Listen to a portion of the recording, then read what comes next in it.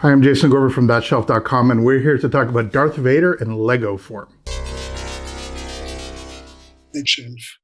Now, when Star Wars Lego came out, just around Phantom Menace 1999-ish, is I guess when it came out, it was a very big deal for me. I'm a huge Lego nerd, and I'm a big Star Wars nerd, so when they actually sort of merged these two things together, for me, it was, I knew it was going to be a very expensive road that I was going to go down on. One of the things I was super excited about was finally getting some Star Wars minifigures. Now, again, as a kid, you'd build your own sort of stuff, use your imagination and build a TIE fighter or whatever. But it was the first time that I actually thought that we'd get these molded figures. Since then, of course, Star Wars helped make Lego one of the largest toy companies on the planet. And despite the incredibly high licensing fees, all things considered, it's also made generations and generations of buyers really interested in the product. There's still tons and tons of stuff in Lego that is not themed for a formal license or IP. There's obviously their own licenses that they do stuff like Bionicle or whatever, or Ninjago, or even Friends for that matter. And you can absolutely still get buckets, but I remain a big fan of some of the Star Wars stuff. And one character that I always loved and actually quite enjoyed was having the Darth Vader. Most of the Darth Vader minifigures are pretty much the same. They've been the same since the beginning. There's only so much you can do. But in minifigure form, it's quite a lot of fun. This is actually a reasonably rare one. This was a one-off on one set. And what's unique about it is that it actually lights up. Of course, God forbid the battery actually worked for me. But this is a light-up version of Darth Vader. The actual tip of the saber, you can see, sort of lights up. If I turn these lights off, it'll brighten up a little bit more. But nonetheless, this was on a single set that actually included a specific TIE Fighter set, if I recall. And if you take off the helmet, you still have a sort of scarred version of Sebastian Shaw's face. He was the original Anakin Skywalker in Return of the Jedi. So this is a fun little minifigure. Again, they've kind of basically look the same. This one's unique because of the molded elements here that actually light up, but nonetheless, that's sort of your regular minifig scale. Now, they did a bunch of sort of figures over the years, sort of larger sets. Again, when I was a kid, the only of the 12-inch size, the sort of original G.I. Joe size, that I had was Boba Fett, actually.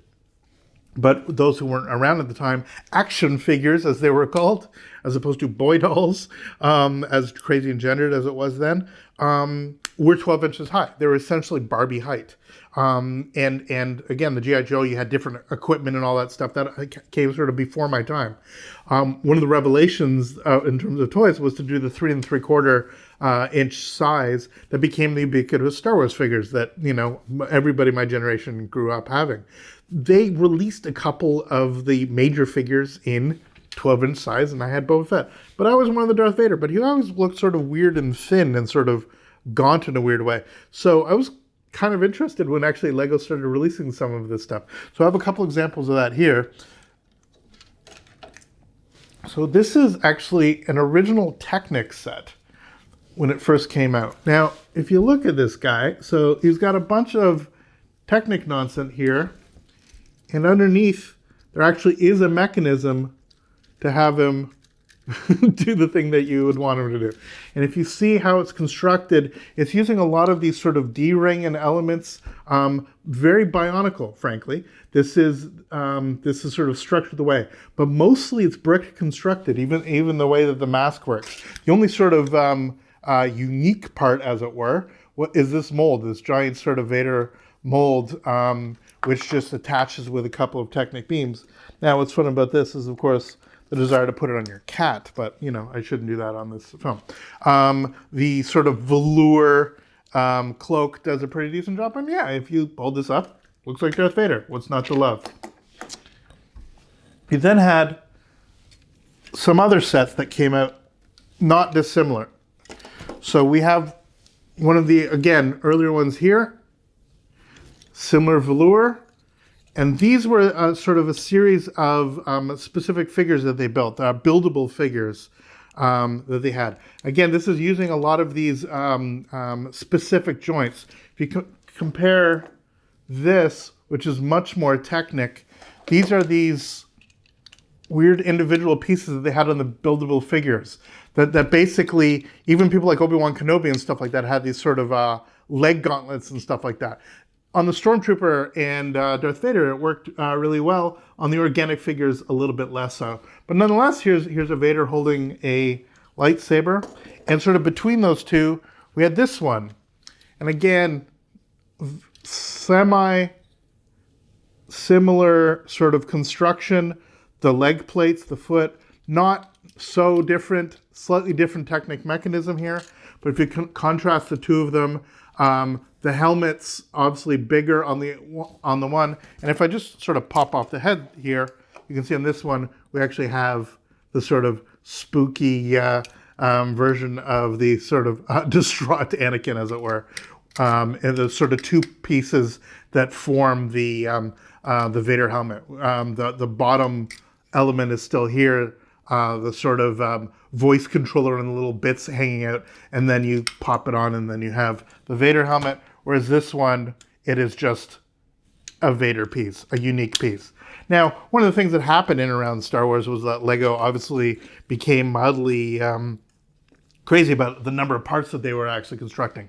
They would construct proprietary parts for almost every set, and they almost went bankrupt because of that. So by the time you get to some of these, you can see that there's only one or two parts, namely the helmets, that actually are custom made. The rest of them are just sort of straightforward parts. Then they've been doing, as you know, a series of busts. We've talked about that before on the channel. Slightly larger busts, but they did as an exclusive, I believe it was for Comic-Con, maybe even Chicago Comic-Con, but also released in the States in Target in very small numbers, was a Darth Vader bust. And so this is a tiny but well-detailed, well-constructed bust. You have the little chain from his chest cape here. And again, it's really well constructed. I really like the brick-built feel of it. It is not so big and obnoxious. It's not so hard to make, frankly. But I really like, as I'm making it fall apart, I really like some of the ideas that they incorporated here. The way that they did the simple textured brick to actually make the grill and these little flaps. I think it's just a really nice, really elegant way of doing a tiny little Darth Vader. Certainly more creative than I likely would have ever done if I was given the parts to do it. And then the most recent set, this just came out this year in 2021. So here's the new Darth Vader bust. So this one, really sophisticated building techniques at times. A lot of upside down and then merging things. There's full reversals up in around the way the eyes are done. These little sort of nipple pieces being used very effectively here for the breathing component.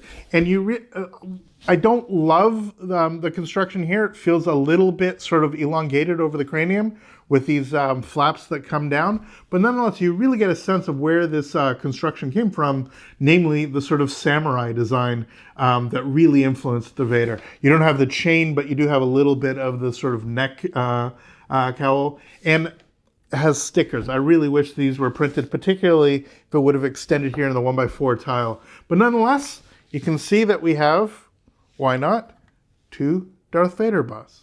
Now, these are all sort of commercially available, as it were, but I wanted to show you guys, as sort of part of a celebration, some unique, almost one-off Star Wars things that you simply couldn't buy.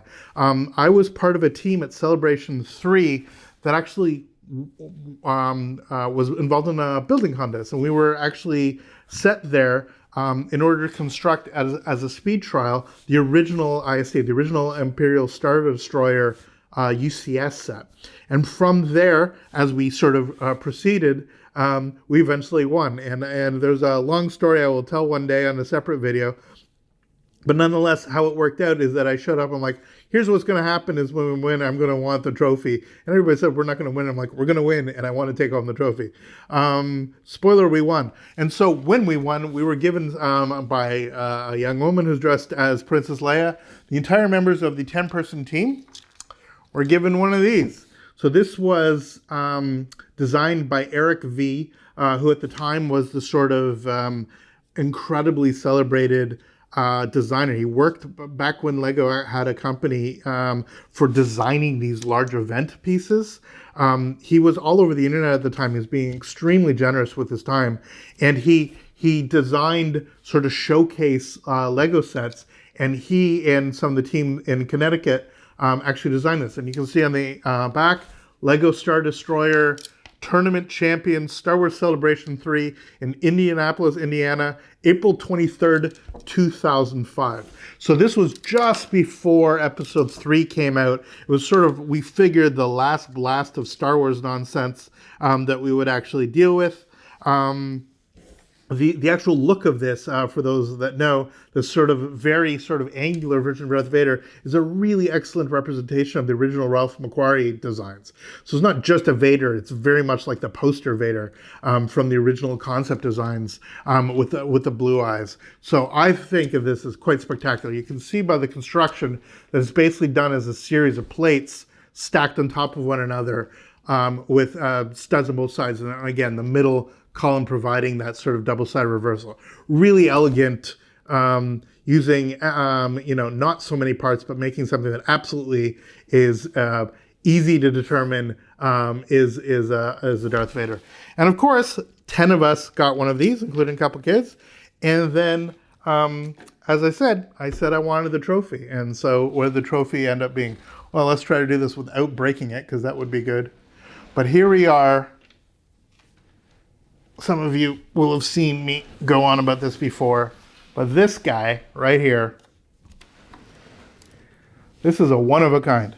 I even got Eric to sign it. He refused to say it was one of one, but what he did was he signed it one of question mark as a sort of excuse in case he ever rebuilt one. But this is the trophy that the 10 of us got for building the Imperial Star Destroyer at the time.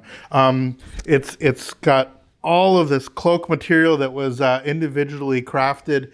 And you can see, if I take some of this apart, that this is really, truly brick built. That even the way that the fist operates is a series of bricks, really beautiful reversals. There's some Technic elements, that's what holds it together. You can see there's a little Technic peg there, which is what goes in the arm. But he did just an absolutely stunning job.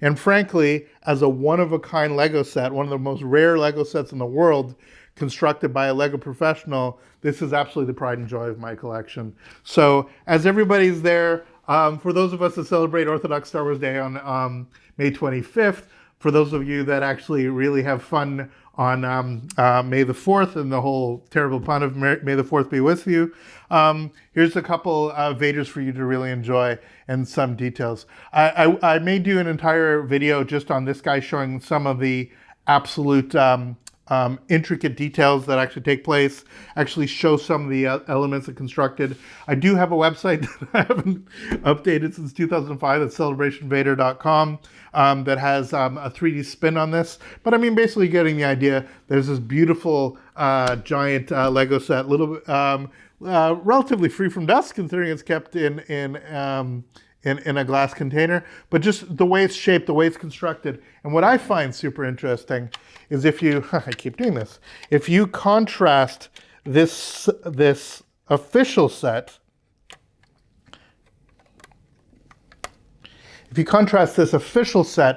with this, you can see they really aren't dissimilar. The larger one, of course, is very, very different.